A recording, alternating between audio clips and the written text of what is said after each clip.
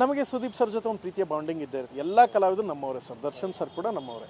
But ಏನು ಅಂದರೆ ಅಲ್ಲೊಂದು ಸಂತಾಪ ಸಭೆ ನಡೀತಾ ಇತ್ತು, ಅದು ತುಂಬ ದೊಡ್ಡ ಕಾರ್ಯಕ್ರಮ. ಆ ಪ್ರೋಗ್ರಾಮಲ್ಲಿ ಎಲ್ಲರೂ ಒಂದು ಮನವಿ, ತಾಯಿ ಎಲ್ರಿಗೂ ತಾಯಿನೇ, ಸುದೀಪ್ ಸರ್ ಅವ್ರ ತಾಯಿ ಕೂಡ ನಮಗೆ ತಾಯಿ ಇದ್ದಂಗೆ. ನೀವೆಲ್ಲರೂ ಒಪ್ಕೊಳ್ಳೋದಾದ್ರೆ ಇವತ್ತು ಅವ್ರು ತೀರ್ಕೊಂಡಿದ್ದಾರೆ, ಆ ಸಾವು ಮುಗಿಸಿ ಇಲ್ಲಿ ಬಂದಿದ್ದೀನಿ, ಒಂದು ನಿಮಿಷ ಸಂತಾಪ ಹೇಳ್ಬೋದಾ ಅಂದೆ.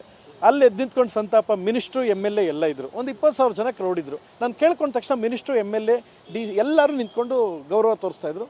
ತಕ್ಷಣ ಯಾರು ಸತ್ರ ನಮಗೇನು ಜೈ ಡಿ ಹಿಂಗೆ ಕೂಗೋಕ್ಕೆ ಶುರು ಮಾಡಿದ್ರು. ಆ ವಿಡಿಯೋ ಕೂಡ ಇತ್ತು, ನಾನು ಹಾಕಿದ್ದೆ. ಅದೆಲ್ಲ ಏನಾಗುತ್ತೆ ಇನ್ಯಾವುದೋ ರೂಪ ತೊಳತ್ತೆ. ಎಲ್ರಿಗೂ ಒಂದೇ ಮಾತು ಹೇಳೋದು, ಸರ್ ಪಾಪ ನಾನೊಂದು ಪ್ರಾಮಾಣಿಕವಾಗಿ ಹೇಳ್ತೀನಿ ಸರ್, ಅವರು ಪಾಪ ದರ್ಶನ್ ಸರ್ ನಾನು ಯಾರು ವಿರುದ್ಧನೂ ಕೊಟ್ಟಿಲ್ಲ ಸರ್. ಏನಾಗಿದೆ ವಿಡಿಯೋ ನೋಡಿ ಅವ್ರು ಡಿಸೈಡ್ ಮಾಡ್ತಾರೆ ಸರ್, ದೂರು ಅಂತ ಕನ್ಸಿಡರ್ ಮಾಡಬೇಡಿ.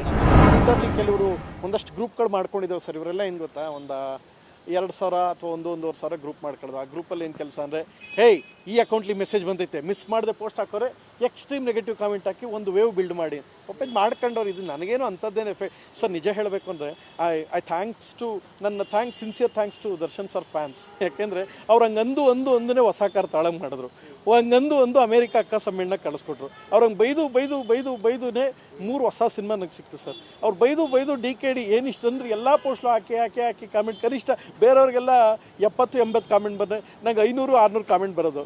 ಸೊ ಹಿಂಗೆ ಹಾಕೋದ್ರಿಂದ ಭಾಳಷ್ಟು ಕಡೆ ಸಾಫ್ಟ್ ಕಾರ್ನರು ಬಂದೈತೆ ಸರಿ. ಅವ್ರು ಆಡೋ ಒಂಥತಿ ಇವ್ರು ಗೊತ್ತಿಲ್ಲದೆ ಒಂದಷ್ಟು ಒಳ್ಳೇದು ಮಾಡ್ತಾರೆ. ಅವ್ರಿಗೆ ಸ್ವಲ್ಪ ನಾಲೆಡ್ಜ್ ಕಡಿಮೆ ಸರ್, ವಿದ್ಯೆ ಜ್ಞಾನ ಎಲ್ಲವೂ ಬೇಕು, ವಿವೇಚನೆ 3 ಇಲ್ಲ. ಸ್ವಲ್ಪ ಅನ್ಎಜುಕೇಟೆಡ್ಗಳು ಹಂಗೆ ಮಾಡ್ತವೆ.